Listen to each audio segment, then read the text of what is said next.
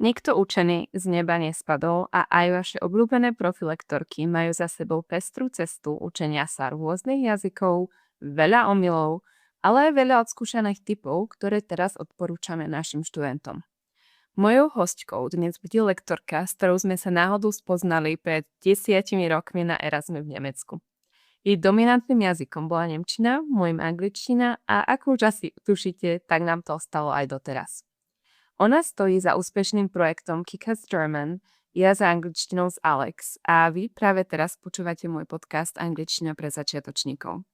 Takže vítajte a vítam medzi nami aj dnešnú hostku Kiku Holešovsku. Ahoj Alex, děkuji moc za pozvání do podcastu. Dnes sa budeme baviť o našej skúsenosti s učením sa jazykov a s učením jazykov a mňa by na úvod zaujímalo, aké jazyky si sa učila ty a ako ti to išlo. Učila jsem se německy už od malička, od základní školy a je to vlastně můj první cizí jazyk. A pak jsem se začala učit anglicky a španělsky až v dospělosti. Anglicky tak trochu z donucení na Erasmu, kdy jsem zjistila, že jezdí na Erasmus i cizinci, kteří neumí německy, a španělsky z vlastního zájmu kvůli cestování. Ja si myslím, že ten Erasmus je obecne taký, že sa tam baví veľa po anglicky. Já jsem s angličtinou začala hodně pozdě, to byly takový pořád opakovaný začátky a myslím, že to tak má spousta němčinářů, že vlastně lidi, kteří začnou s němčinou, tak potom tak trošku bojují s angličtinou a naopak, že jsou to takový protichůdný jazyky, vlastně ani nevím proč, přitom mají spoustu společného, ale začala jsem se učit angličtinu vlastně sama se svým spolubydlícím z Indie a tak nějak jako víckrát jsem začínala. Chodila jsem na individuální lekce, pak jsem chodila do jazykovky, do kurzu, pak jsem si koupila učebnici a takový to jako pořád začínáš dokola a vždycky jako to zapomeneš a potom začneš zase odznova. A vlastně mi tam chyběla nějaká motivace, bych řekla, se naučit pořádně. A až cestování to vlastně tak jako odbouralo a učila jsem se angličtinu hodně bez učebnic, bych řekla. To je důvod, proč je moje angličtina pořád hodně špatná. Ale byla to taková ta metoda toho nasávání z okolí. Vlastně jsem se učila jako konverzací a sledováním filmů a vůbec jsem se neučila gramatiku, nebo hodně málo. Byl to vlastně takový opačný postup než s tou němčinou, kde jsem prošla klasickým českým školstvím a taky to trvalo pěknou řádku let, než jsem vůbec začala mluvit. A v angličtině to bylo naopak, že jsem vlastně jako nejdřív mluvila hodně s chybama a hodně rukama a nohama a vlastně se to jako pořád tak nějak zlepšovalo, jak gramaticky, tak slovní zásobou. A španělština byla asi takový jazyk, který jsem se vlastně učila konečně správně a pořádně na základě těch předchozích zkušeností. Nejdřív jsem šla do hodně intenzivního kurzu pro začátečníky, kde se člověk obalí takovými těmi pevnými základy jako číslovky a jak ten jazyk vůbec funguje a základní slovíčka a je hrozně nadšený, že umí říct pár vět o sobě a hned jsem si to jela vyzkoušet do Španělska a byla jsem hrozně nadšená, že se umím představit a zeptat se na cestu a podobně. A pak jsem se vlastně učila v individuálních lekcích, na konverzačkách a vlastně jsem tak jako postupovala těma úrovněma a tou gramatikou, tak jak by se asi mělo. A hodně mi k tomu samozřejmě zase pomohlo to, že jsem žila ve španělsky mluvících zemích. Kdežto v anglicky mluvících zemích jsem asi vlastně nikdy nežila a ta angličtina je vždycky takový jazyk, který vlastně jako nikdo neumí dobře, jo? Protože já se vlastně nikdy nebavím s rodilákama, ale vždycky jsou to lidi, pro který je to druhý, třetí, čtvrtý cizí jazyk. Takže se domluvíme, ale jako, že by to byla taková ta britská angličtina, to ne. To je veľmi zaujímavý experiment, vedieť učiť sa 3 jazyky a za každým iným spôsobom. To by ma k tomu aj zaujímalo, že ako to vnímaš, či je tam niečo, čo by si odporúčala z týchto postupov a čo zase nie? Já bych určitě zmínila, že na prvním místě je vidět v tom nějaký smysl, což je taková ta stále dokola opakovaná vnitřní motivace, ale já si upřímně myslím, že bez ní to nejde. Takže to je něco, co bych dala na první místo, vidět v tom učení nějaký smysl. mít nějaký cíl, ať už je to cestování, nebo je to lepší práce, nebo je to život v zahraničí, asi to může být cokoliv, ale myslím si, že to je určitě důležitý, protože když v tom člověk nevidí smysl, tak se to prostě nikdy nenaučí a bude to pro ně jenom hromada tabulek a gramatiky. Pak je za mě nejdůležitější konverzace, což si myslím, že i když my lektoři to pořád říkáme dokola, tak u běžných lidí se taky setkávám s tím, že mají pocit, že nejprve se musí naučit gramatiku, slovíčka a vlastně jako projít nějakými základy a až potom můžou mluvit. A chtějí vlastně, abychom jim nakreslili někam tu hranici, jakože co všechno musí zvládnout, aby teda mohli konečně mluvit. A já si myslím, že člověk může mluvit nebo komunikovat, abych to pojmenovala správně, od úplného začátku. Jo, že já vlastně, i když neumím pozdravit v tom jazyce, tak můžu zamávat, můžu kývnout hlavou, můžu se uklonit, můžu pozorovat ostatní, jak to dělají v té dané zemi a můžu potom začít opakovat to, co oni vlastně říkají. Můžu ukázat na sebe a říct, že jsem Kika, aniž bych věděla, jak se řekne já jsem nebo jmenuju se. Takže já si myslím, že komunikovat jakkoliv je důležitý úplně od začátku a vlastně si i nastavit tu hlavu tímhle směrem, že je to o komunikaci a dorozumění se a ne o perfektní gramatice. A ono se to bude pořád zlepšovat. Já budu potom umět říct, já jsem Kika a časem třeba jmenuju se Kika a časem se budu moct představit nějak vzletně a říct třeba i, co dělám za práci a tak. Ale myslím si, že je důležitý od začátku komunikovat. A vlastně jako ani není důležitý mít k tomu nějaký kurz nebo lektora. Já vlastně jako můžu komunikovat s místníma lidma, můžu, když v té zemi žiju, tak využívat toho, že jdu třeba nakoupit do supermarketu a záměrně jít do té malinký sámošky, kde je pultový prodej a ne jít do Lidlu, kde jenom pípnu kartou a nemusím říkat ani slovo. Takže vlastně i jako aktivně vyhledávat ty možnosti té komunikace mi přijde hrozně důležitý. Súhlasím veľmi a je to zaujímavé, čo si povedala s tou hranicou.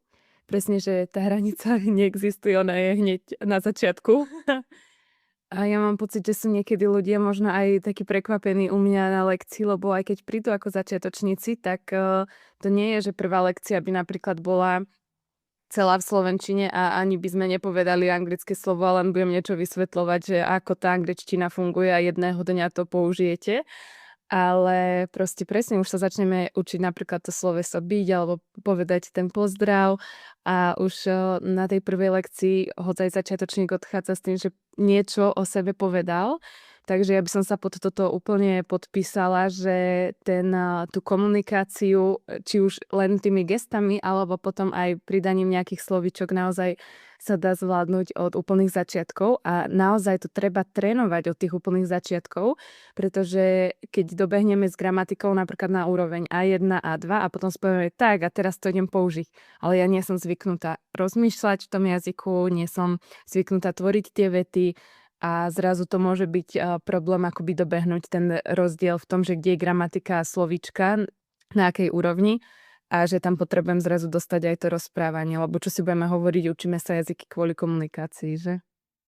Přesně tak. A mně na začátku přijde vlastně jako nejdůležitější uchopit to za správný konec a vlastně jako za mě je úplně nejlepší nějaký intenzivní kurz. Ideálně si najít dobrýho lektora a mít lekci aspoň 2x, 3x týdně. Což chápu, že je hrozně náročný, je to i relativně drahý, ale za mě je to nutnost, aby se prostě člověk dostal jako na nějakou úroveň a pak už je spousta alternativ. Jo? Můžu se učit s podcastem, s YouTube videem, s různýma aplikacema, můžu se učit s různýma článkama, jsou na internetu možnosti, jak mluvit zdarma, třeba přes stránky Tandem, a můžu si najít rodiláky na konverzaci nebo si s někým dopisovat a můžu poprvé vyrazit do zahraničí a zkusit nějakou tu komunikaci.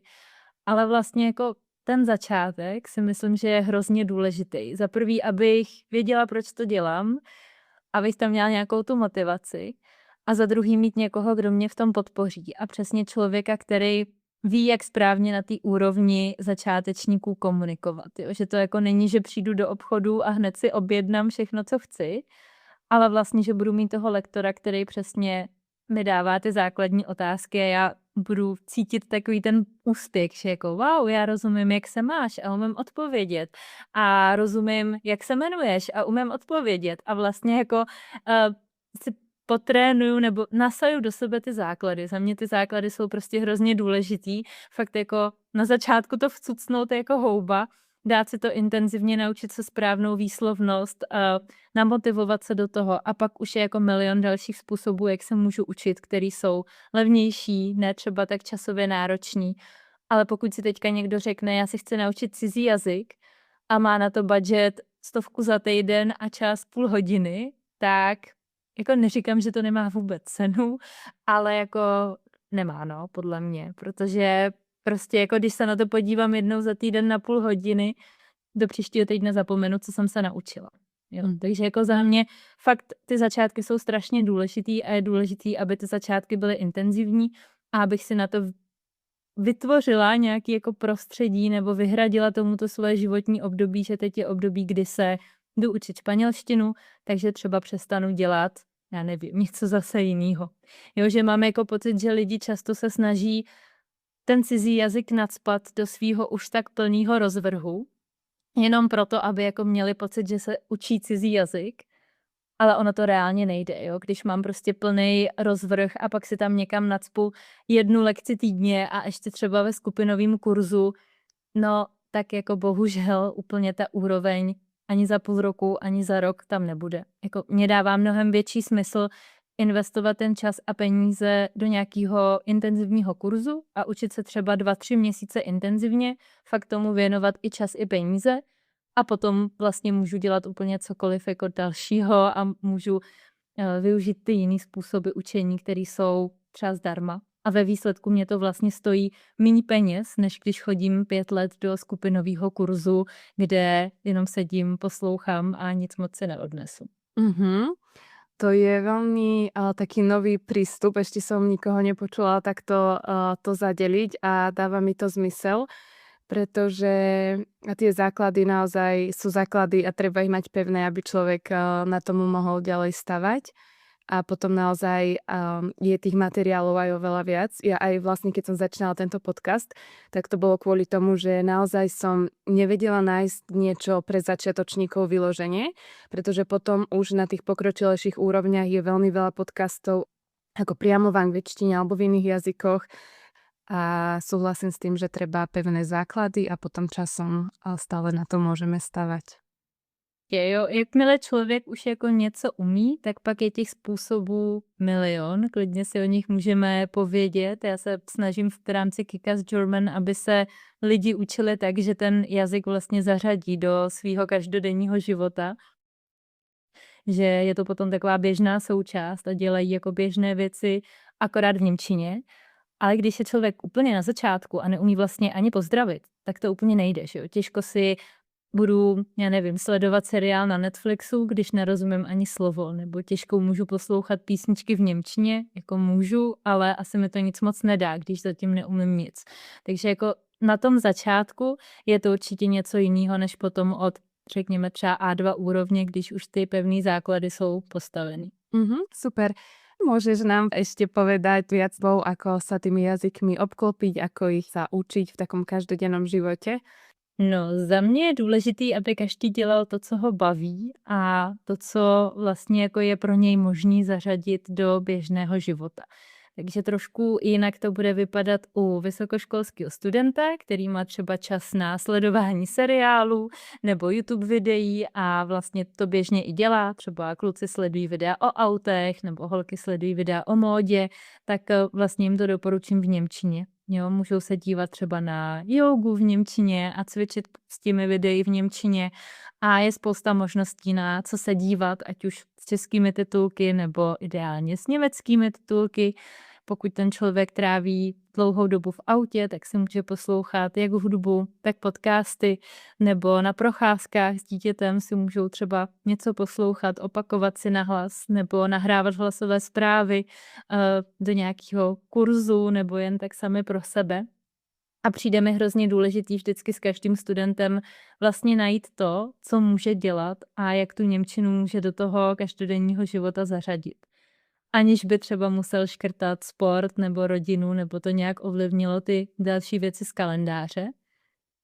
A jsou to i maličkosti, jako právě třeba napsat si to-do list v němčině, nebo nákupní seznam, nebo dopis pro Ježíška, nebo cokoliv, co prostě člověk běžně píše česky, tak si to zkusit napsat v němčině a vyhledat si třeba nějaký nový slovíčko, nebo si to zkontrolovat pomocí umělé inteligence. Těch možností je dneska spousta. A když to člověk používá chytře, jakože si nechá něco zkontrolovat nebo si nechá s něčím poradit, a ne, že té umělé inteligenci řekne napiš za mě úkol na téma, tak si myslím, že je to super, že to vlastně může i tak trošku nahradit toho lektora v určitém smyslu a člověk vlastně může se učit a neplatí za to vůbec nic, řekněme, jo? Že dneska těch možností je tolik.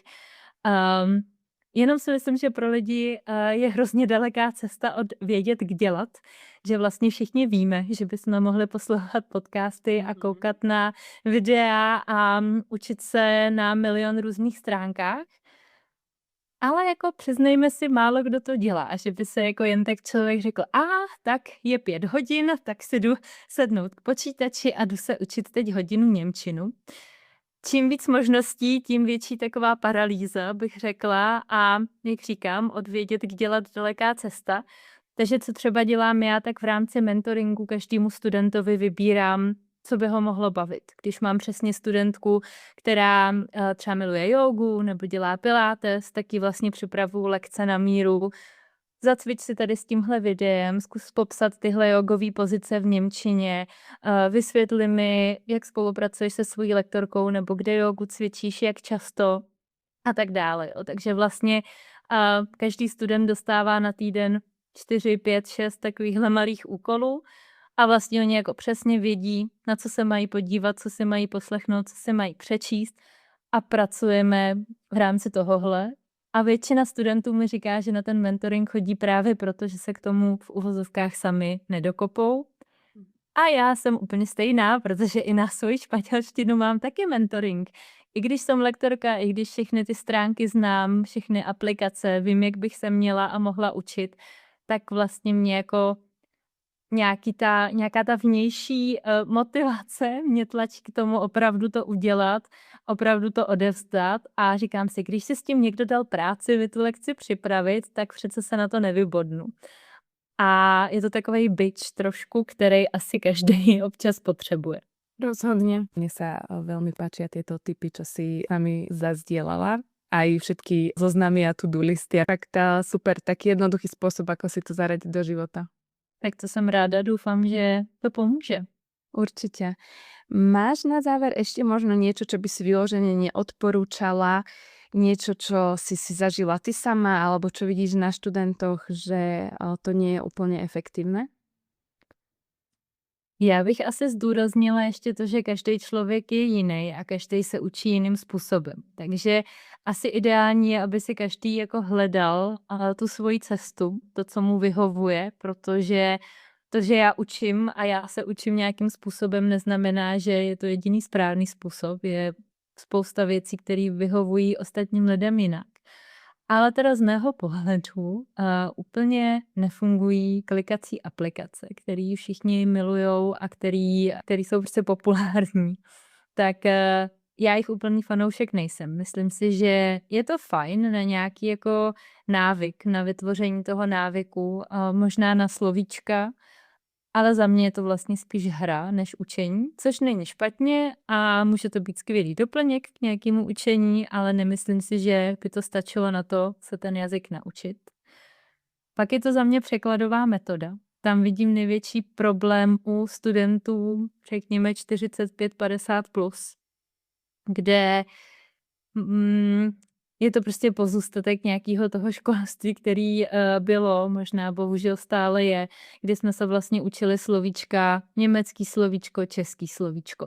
A to, že to slovíčko má třeba víc významů, nebo že, já nevím, česky máme slovo možná a v němčině je to jak vielleicht, tak möglich a používá se to jinak, tak to pro tyhle studenty je pak hrozně nepochopitelný, hrozně těžký se to přeučit, protože oni si pořád v hlavě překládají, chci říct, možná přijdu a možná se přece řekne möglich, tak to tam strčím.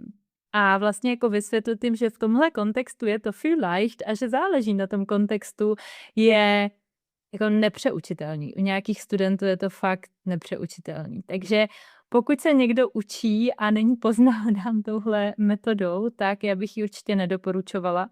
Nepřijde mi to jako efektivní způsob učení.